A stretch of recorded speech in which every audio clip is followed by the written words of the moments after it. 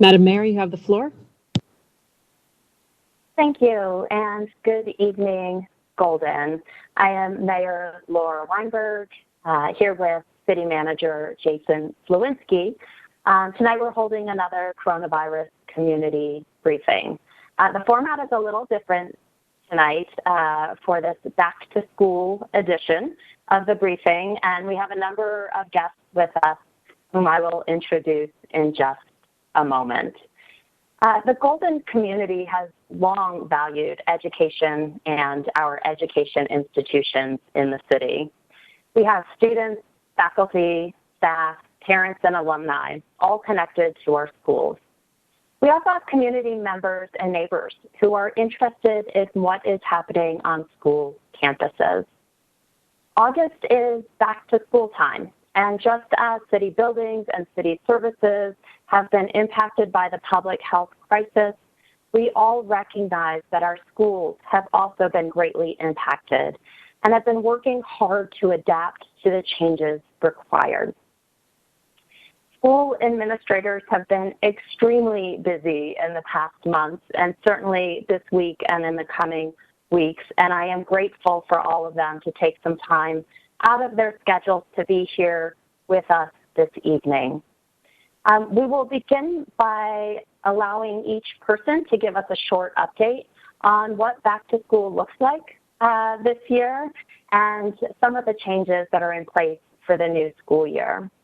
Afterwards, we will engage in our live Q&A. So if you have questions for our school experts, please, you can submit them on Facebook Live, or you can email covid19@cityofgolden.net, and we will get to the questions a little bit later. So I'm just going to introduce each speaker before I turn things over to them. And first up, we have our updates from the Colorado School of Mines. And we are very fortunate to have Gary Bowersock, who's the Associate Vice President of Infrastructure and Operations, with us to talk a little bit about what is happening on the School of Mines campus. So Gary, I'll turn it over to you. Thank you, Mayor, and thank you for having me tonight. Happy to provide an update on kind of where campus is at. So the school has implemented 9 pandemic recovery teams over the summer. So those teams have all been working very hard to make up the pandemic leadership recovery team. Myself and our Associate Provost, John Berger, have led the Return to Campus Task Force. So there's been a tremendous amount of changes, physical changes on campus for social distancing. We've been looking at access to buildings, HVAC within the buildings for air quality within the buildings, air changes, those types of things in response to COVID. We've set up a contact tracing team with basically a rapid action reporting protocol team that is augmenting the Jefferson County Health Department and representing the campus to help with reporting of cases. So we've got a reporting mechanism on campus for faculty, staff, and students to quickly report an illness if they are positive, or even if they're just ill and suspect that they're positive. We are implementing a testing site. So we have engaged with a company that will have a 2-lane testing site that will go into place on this coming Friday. That will be located on the A lot, which is right on the corner of 19th and 6th Avenue. So that site will be in place on Friday. Student move-in starts, our freshman housing move-in starts on the 16th. We are asking all returning students to test, to utilize the testing site that we're implementing. It's not mandatory, but we're asking them to voluntarily test, and then we're looking at a testing protocol of every 2 weeks for resident students on campus. Our enrollment, I think, is probably of interest. Our freshman class is about 1180 this year. Our undergraduate total enrollment is looking at about 5173, and our graduate enrollment is currently at 1368. So that's a complete enrollment for Mines this year at about 6541. We are having about 60% face-to-face classes on campus. By far, the majority of our undergraduate classes will be face-to-face. There will be options for online classes as well as remote. Remote online classes as well as a hybrid of those classes offered to students. Online or on-campus housing, our capacity, we're targeting about 80% capacity in our on-campus residence halls. That is purposeful to leave us a considerable amount of room for quarantine rooms, or if we have positive cases on campus, to quarantine students in our residence facilities on campus. Again, I think I mentioned our move-in dates start the 16th and then runs to the 21st. So we've spread out our move-in over 5 days to handle that with the social distancing requirements that we need to manage to get students moved into the residence halls. And 1750 Jackson is the new building across from Safeway. That building has opened and move-in has started there. So that building is starting to be occupied this week, and that will continue. We do have mask requirement that very much mirrors what the city requirements are. We have an Digger promise that was created for all faculty, staff, and students to sign, which covers all of the safety protocols that we have on campus related to COVID-19. I'm sure there's some interest in athletics. The latest decision on fall athletics is we are not having fall sports competitions. The only 2 fall sports that will likely happen will be golf and possibly cross country. So student athletes will be authorized to practice and do conditioning and those sorts of things. And those protocols, there are COVID-19 protocols in place for those activities as well. We are offering other activities through rec sports and things for activities for students on campus with safety protocols. Our rec center is open to students with limited capacity and distancing protocols there as well. So I'm trying to make sure that students have plenty of opportunities to socialize in this environment with social distancing. With all the activities next week on campus, we do have a number of tents being installed, very large event tents being installed around campus, and we do plan to retain about 4 or 5 of those on campus, at least initially in the fall, and that's to give us some better opportunities for students to utilize outdoor spaces for eating, impromptu socialization, those types of things with some shade. And then we're looking at other opportunities as the weather changes on how we will deal with inclement weather plans and those types of things, looking at our field house and other venues that we can utilize for some seating indoors and that sort of thing. So, that's a pretty good general update, I think, of where we're at, and happy to answer questions as we move forward. Terrific. Thank you for that. I know we'll start seeing a lot more activity on campus starting this weekend, sounds like.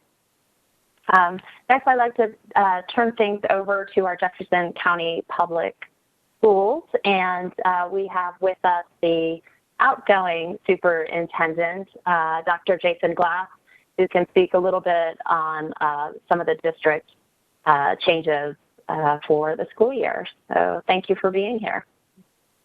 Thank you, Mayor Weinberg, and thanks to the City of Golden for putting this on. I know that everyone's very concerned about what happens with schools this fall, and we've been working all summer long, working and thinking about that same challenge, and it's a challenge that really we have all across the Front Range, all across the state, and all across the country right now, and not to mention all around the world.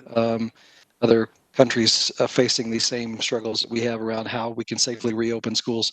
I wonder if I could share my screen, if that's okay.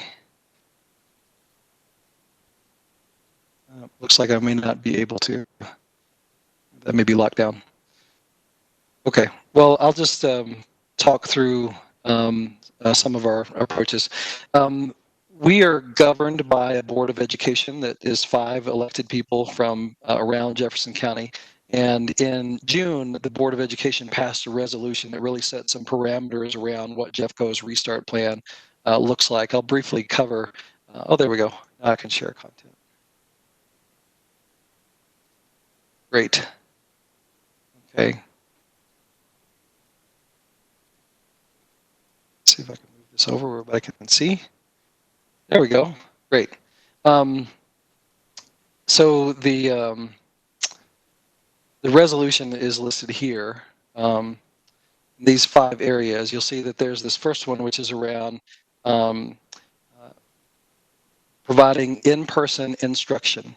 And so that's the board's first sort of priority, was that we would provide in-person instruction. Then it goes on to talk about maintaining contingency plans that allow us to move to remote or to hybrid as needed, and then restore in-person learning to the greatest extent possible. So sometimes I've been asked, why can't we just shift to remote learning like some other districts around the metro area have done? Not all of them have done that, but there have been some large districts that have made that shift. Denver Public Schools is an example. And this is the reason why, because the Board of Education stated very early on that their priority was around restoring in-person instruction. The second statement that's here that I'll point to with my cursor is that we would follow and comply with any applicable public health orders and guidance. So if something comes out from Jeffco Public Health that directs the entire community in some way, we also follow that. This third one is around providing remote learning options for families and staff that require that remote learning option. The fourth is around valuing extracurricular activities, athletics, in other activities that students participate in.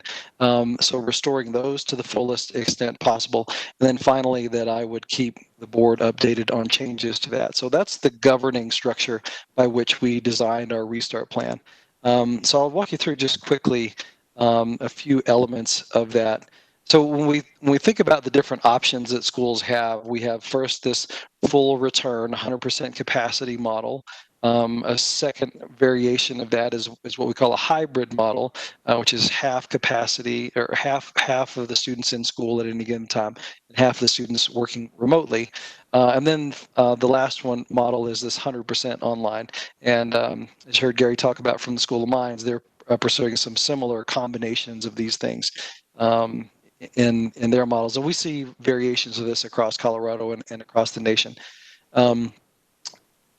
Shifting ahead and looking at what our schedule looks like. We were initially slated to start school on August 14th. We pushed that back to August 24th, and then we pushed it back again now to say that time period from August 24th to September 4th is when all students would begin learning in a remote environment. During the period of August 31st through September 4th, we're really using that period as an orientation for our students that are going to be coming into some form of in-person learning. So that's at the elementary level, bringing kids in maybe a grade at a time and having them learn the procedures and processes, and at the high school level, perhaps by different grades as well, bringing students in and having them learn all of those procedures that we need them to learn. Our main model is going to be at the elementary level, we'll have 100% in-person option and 100% remote option. So that's the structure at elementary, and I'll talk a little bit more around the rationale behind that. And then at the secondary level, there's the hybrid option. So students are on an A group or a B group, and they alternate days or alternate every couple of days, depending on their designation into which group. Or a remote option. So again, elementary is 100% a full return or remote. At the secondary level, middle school and high school, it's the hybrid A group and B group students, or the all remote. And some of the shifts that we may have to make as a school district. So we expect to have to possibly move into an all remote environment, and then back out of that. We've anchored those decisions to designations that Jeffco Public Health puts out. Right now, we're in this middle group, the safer at home level, in-person K-5, 100% with a remote option, middle school and high school, or that hybrid option, as I mentioned. Should we tip back into the stay-at-home level, we would shift to remote learning for all. We've been watching the numbers and consulting with Jeffco Public Health on that. Presently, they're recommending that we stay at this middle level. But at some point in the future, we hope that there's a vaccine widely available, that we start to eradicate this virus in our community, and we're able to start transitioning toward the 100% in-person option. But that's the framework of how we would move around through different options depending on the conditions.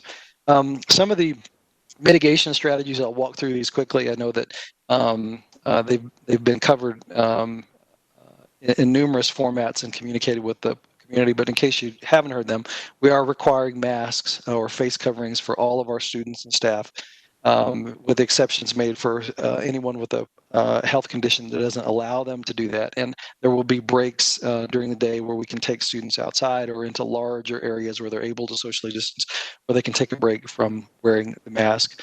At the secondary level, we're able to use social distancing. So that's that hybrid structure at middle school and high school, where we only have half the students in the building at any given time. So that allows us to spread students out and use the social distancing at the secondary level. At the elementary level, we use a different strategy, which is called student cohorting. So at the elementary level, it would be a group of students that stays together to the greatest extent possible all day long. So if there's an outbreak within that group of students or that cohort, it doesn't spread across the whole building. It's isolated to that group of students. So at the elementary level, we're relying on student cohorting as a major mitigation strategy. At the secondary level, we're relying on social distancing as a major mitigation strategy. In both cases, we're using face masks. We're also using hand washing, regularly scheduled hand washing for students throughout the day. We have testing available for employees and students who are symptomatic, rapid availability testing. The district provides that in collaboration with Stride Health. So any of our employees or a student can go and have testing done, or if a student or if an employee, I'm sorry, wishes to use a different provider for the testing, we'll reimburse them for the cost. Classrooms and the buildings are cleaned. We have upgraded protocols and cleaning materials. We purchased a whole warehouse full of cleaning materials and supplies to be prepared for that this year. Employees, we're seeing that right now. We're asking our employees to practice 6-foot social distancing. Where possible, meetings will be conducted virtually or remotely. We have staff coming back today. We're expecting and have directed our principals to make sure that the staff social distance, or if that's not possible, then to conduct those trainings remotely. As students come into the building, they go through a set of screening protocols, including a temperature check and a list of questions. If you've been into Kaiser Permanente or other buildings, you've had this happen to you. If a student fails the screening check, they're then taken to a medical safe room where they're rescreened. If they fail again, then we isolate that student and call their parent and have them come. And then we would request a COVID test or a quarantine on that student before they return. So we haven't established any sort of matrix or a set defined grid about how we would quarantine buildings or shut down schools or shut down groups of schools, because there's so many variables that come into play with that, and that we really need to look at and evaluate those on a case-by-case basis in collaboration with Jeffco Public Health. We are looking at a number of different data indicators to inform that decision, and working with Jeffco Public Health's epidemiologist and Dr. Johnson, making those determinations. But we heretofore have been resistant of sort of hard and fast rules that lead us into some decision. We want to look at the data and then make an informed determination. Ventilation has been improved in the building, so we're maximizing the amount of fresh air that's coming in. We've improved that where we can turn over the air in a room 7.5 to 10 times an hour. And we're also lowering the temperature in the buildings to facilitate mask wearing. It's more comfortable to wear a mask if the temperature is lower. So there's another mitigation strategy. We have all sorts of protections and supports that we put in place for employees in terms of they can request a remote and remote work options. If they have a health condition that requires that, employees can take leave of absence. We have leave if they get sick, layers of leave on that. Several insurances available for employees in the event one of them contracts the virus. So that's the structure of mitigation strategies that we have in place. I'll turn things over to our two of our principals in the Golden area, Darby and Brian, to talk about more specifically how they are approaching this in their building. Thank you so much, Dr. Glass. You covered a number of the areas and questions that I've been hearing, so appreciate that thorough overview from the district side of what's happening district-wide. Certainly, each individual school is a little bit different, and so very thankful to have two of our local Golden principals with us tonight. I happen to have a student at Golden High School, so I've been getting a lot of communication from Principal Conroy, but I'd like to start with him, and we have Principal Brian Conroy here from Golden High School to give us an update on what's happening on the high school campus. Mayor, thank you so much. It's an honor and a privilege to be here tonight. I always like talking about my school, you know that. Gary, it's good to see you again. Dr. Glass, thank you very much. So we have at Golden High School this year, our enrollment is right around 1420.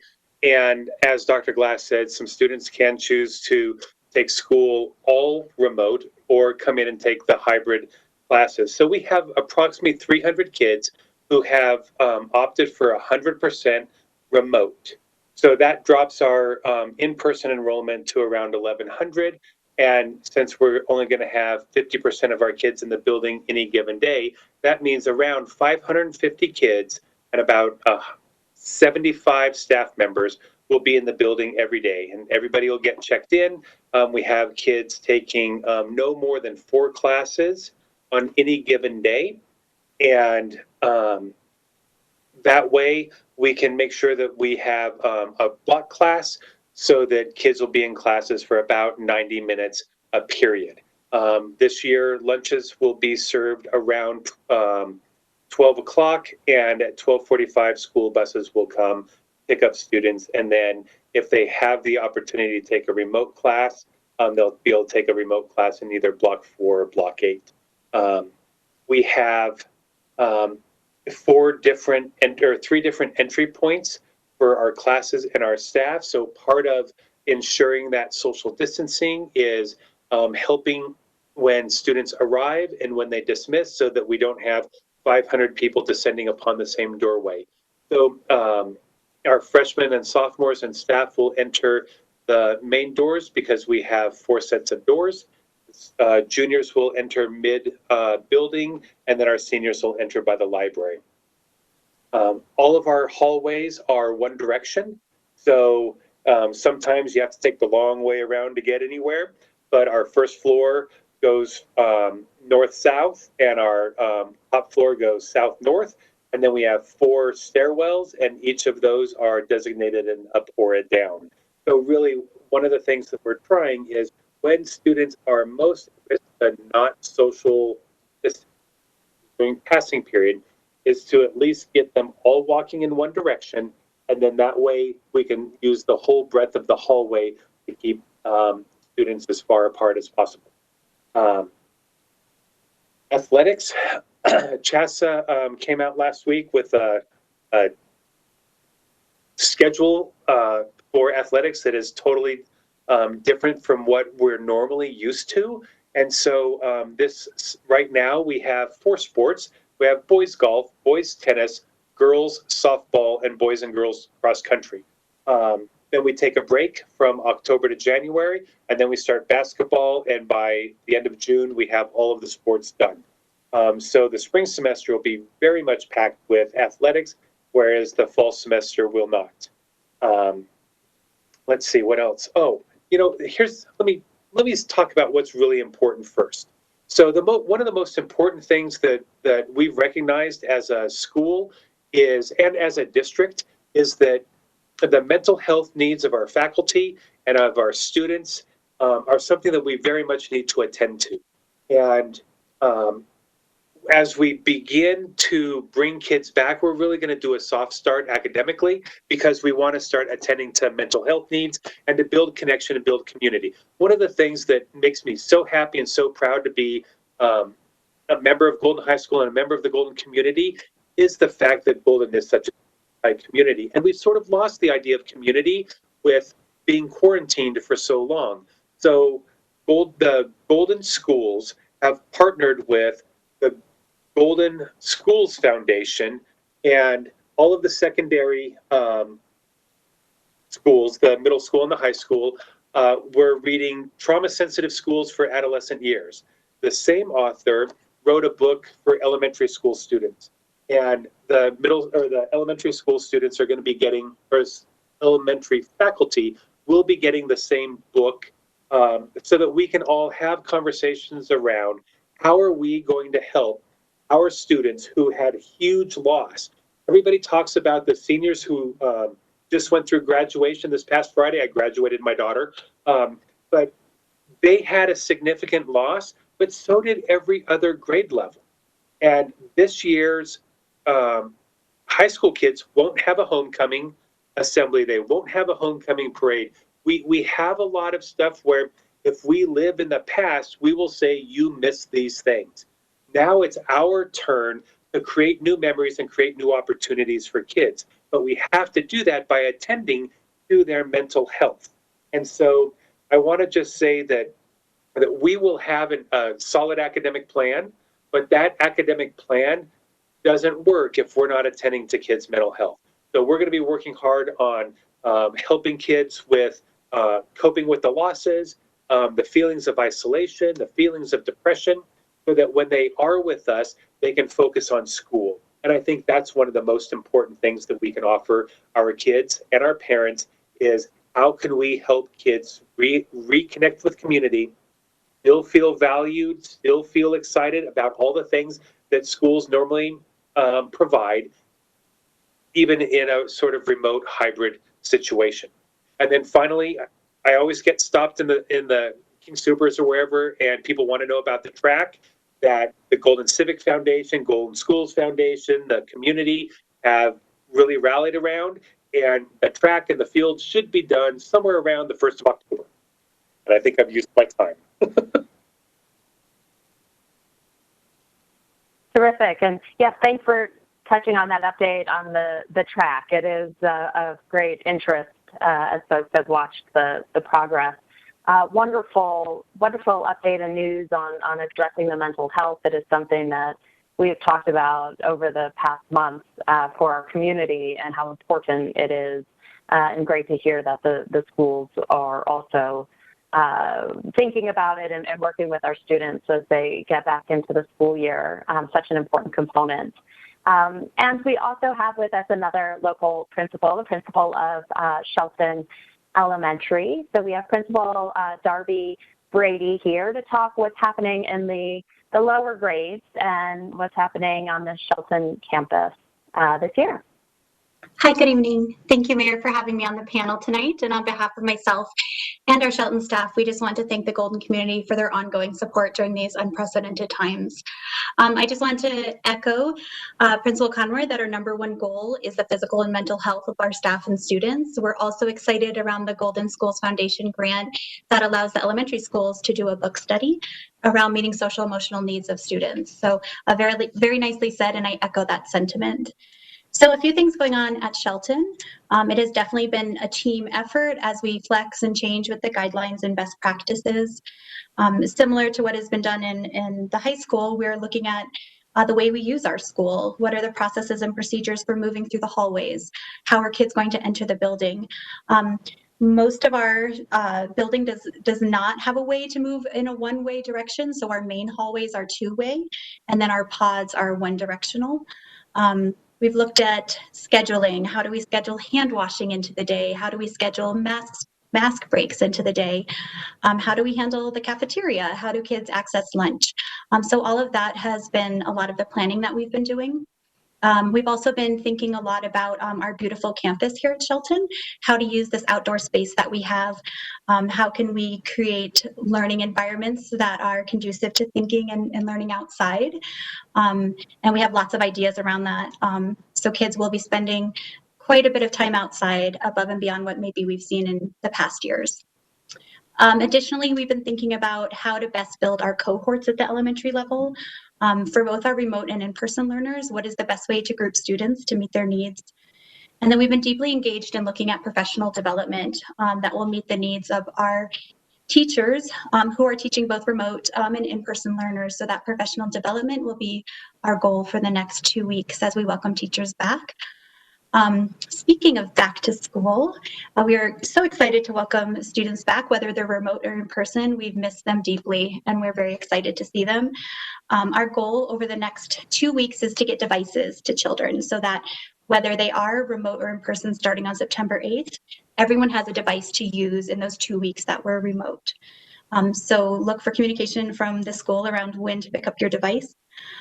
Starting August 24th, like Dr. Glass said, we'll be all remote.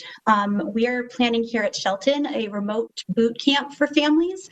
So I know as a parent, there was a steep learning curve for me around all the apps and different platforms that we're supporting our students with. So we're creating a boot camp that parents can join either synchronously or asynchronously and just learn more about the platforms that their students are using. We're also planning some socially distanced meet and greets. It's so important at every grade level, but especially with our youngest learners. For the parents to be part of that time when the student is meeting their teacher. That I think that will help parents and families, but it also supports our students in knowing who their teacher is going to be. Our goal during that time for students remotely is building community and focusing on the social emotional strategies that will support us this year. Moving into the following week, August 31st through September 4th, that is our orientation week. Here at Shelton, we're looking at about 25% of students from each class in the building each day. So teachers will have very small groups of students that they can teach all the new processes. They can help them on their devices. They can take a tour around the school and look what has changed and what's the same from last year. The goal for that week is gaining familiarity and also making sure technology is up and working for all families. And then finally, September 8th, we'll have the 100% in person or 100% remote option for our students. And that's when we really get learning on the great things that are going to happen this year. Terrific. Thank you. Really great information for all of us to be aware of, certainly the families at the schools and the students, but also those of us in the community who maybe are not as tightly tied in. And that leads to one question that I have, and I guess it's really for all of the schools. You know, the community, the Golden community has always been supportive of our schools. And you mentioned a couple of things, the Golden Schools Foundation, Golden Civic Foundation. We've been supportive of our schools as well as students in need, everything from, you know, the adult students at School of Mines all the way down to the younger students and families in our Jeffco public schools. So the question I have is, as you're going into this new school year, do you have specific needs identified that you need some help or support, or do you have information that we can share with everyone who would like to contribute and help as you go into this challenging school year?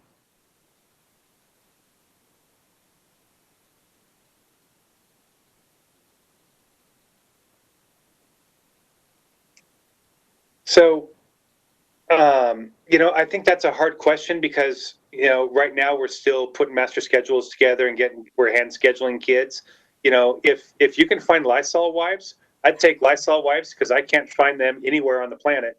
But right now, I think what I need from my parent community and from the community is just some understanding that things are changing very rapidly, and really they change day to day. And so, you know, sometimes I'm putting out information and then 2 days I'm putting out different information because something's had shifted. And so I need just a little bit of understanding and patience that what we are doing is always having the best interest of kids in mind.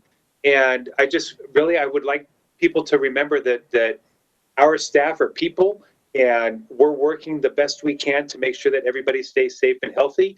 And I don't sit on information. I get it out as fast as I can. And I think that the only thing that we're asking for, the only thing I'm asking for right now is just to be a little bit patient. We will have a schedule. We will have everything in line. We will have what kids need, but it might change the next day. So we just need to remember that. It's like building on quicksand. It's not even building on sand. It's kind of like building on quicksand, because we're shoring stuff up.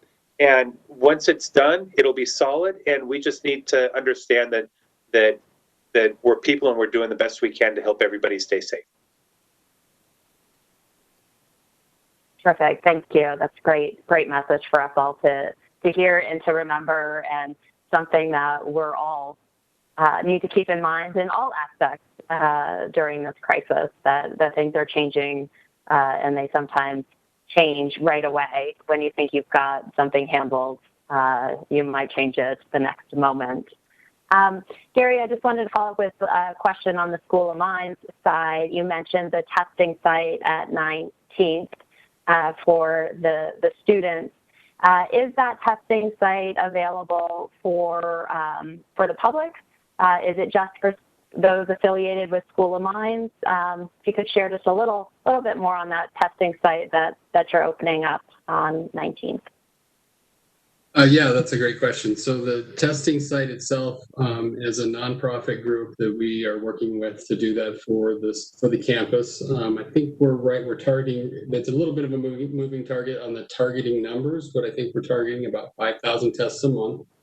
My understanding is it's not open to the general public, but they are doing some testing with some local schools, other teachers, faculty members, and such that may come to that site. So it's not open to the general public, but it is supporting some other educational institutions as well. So we'll have some additional traffic there, but not a lot, from my understanding. So it's a 2-lane site. They can do between 30 and 90 tests per lane per hour, just to give you an idea of kind of the volume. But the main focus of that site is our testing protocols that we're implementing on campus, with the 5,000 or so tests per month, with a protocol to test our resident students twice a month, every 2 weeks, in addition to some faculty and staff that are in high contact with students and others on campus. And it's probably worth also mentioning, we're not bringing everybody back to campus as far as faculty and staff, so we are also trying to minimize the number. We're certainly bringing back the staff that we need to provide services to all of our students, including counseling, to echo Brian's comment about mental health and those types of things. So we're prepared for that, but really minimizing the staffing that we have on campus. So those that can continue to work remote will continue to work remote, or in a very much a hybrid fashion. Terrific. Thank you for that additional information. Carlin, do we have some questions that have come in from our community members? Yes, we do. The first one is for Gary. A resident lives near campus and has some students living in a house nearby, and says that they do not appear to be taking any precautions. Wondering what you are telling students that live off campus at this point. That's a very good question. So we're asking all of our students to sign the Org Digger Promise, and you can find what that contains on our website. If you go to mines.edu, the website, right at the very top, there's a banner for COVID-19, and all of our COVID-19 protocols, safety protocols, all that information for students, faculty, staff, parents is all on that site. And we're asking all students to sign that Org Digger Promise, which does encompass how they act and how they protect themselves and the community with the protocols that we're asking them to follow, which includes things as all those things like hand washing, wearing a mask, social distancing, all those aspects.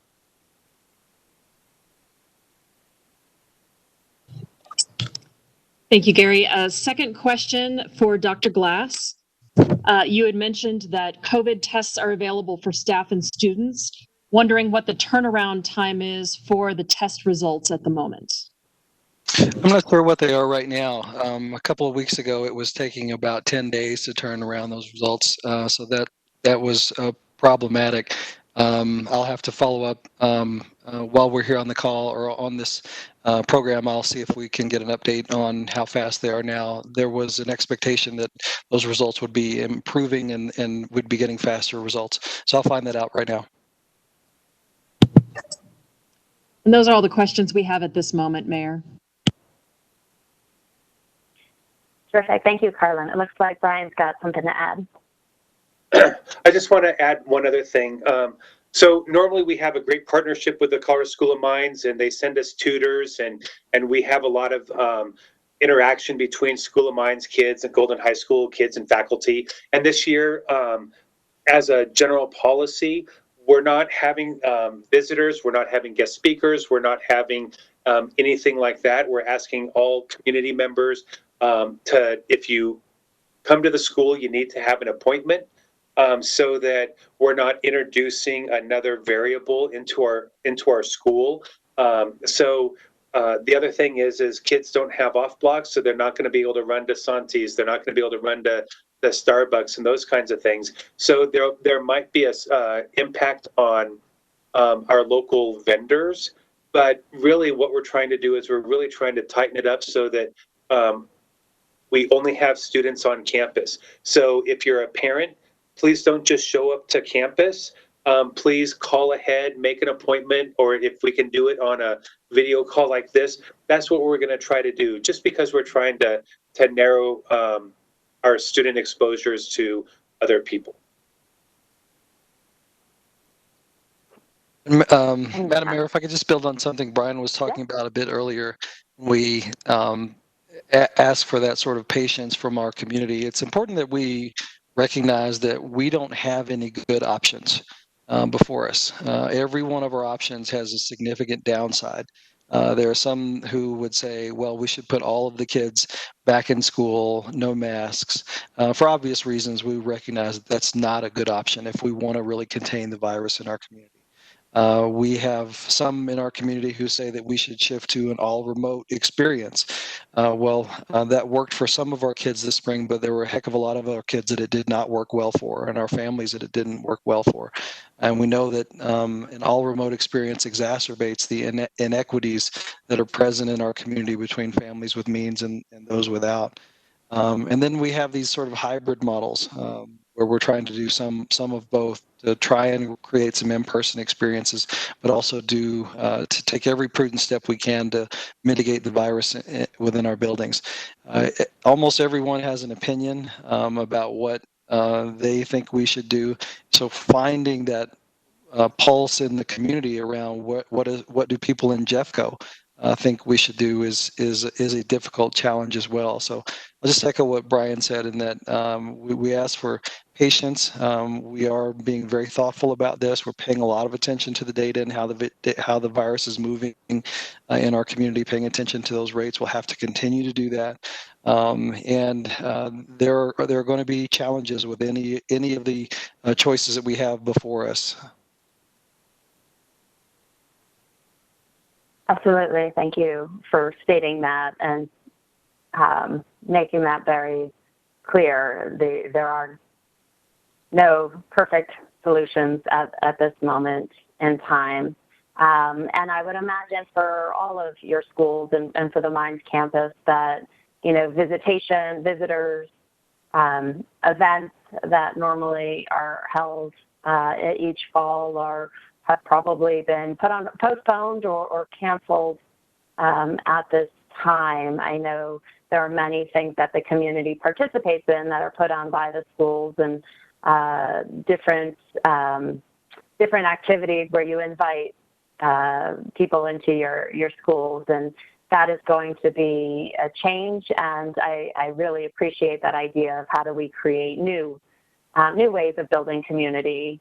And not just saying that we've canceled homecoming or we've canceled our, math and science night or whatever it is, but that we're finding new ways to connect because That is absolutely important, both for the students as well as the greater school community. So appreciate you saying that. I don't have any more questions, and it sounds like, Carlin, you don't have any additional ones that have come in. Not at this time, no. Thank you, Mayor. Okay. Well, terrific. Then I will just wrap things up here and just say, again, thank you all for being here. It is so important that our Golden community is connected with all of you and with all of our schools because we are one big community. And so appreciate you being here to share what is happening and your school plans with us. And I also just want to share for all of the educators that are on your campuses, for all of the staff that are returning for the school year, coming from me, coming personally as well as from the city, thank you. Just a big thank you for all that you do. You're an important part of our city and our community, and really appreciate the work that you do day in and day out in our schools. And finally, just a message to our students, whether they are graduate students or they are entering as 5-year-olds in kindergarten. I really just want to say, please stay safe. Please follow all the public health guidelines so we can keep our schools open and you all can stay healthy. And although it will be different, I hope everybody has a terrific school year. So with that, thank you all for tuning in. Thank you for being here, and best of luck this school year.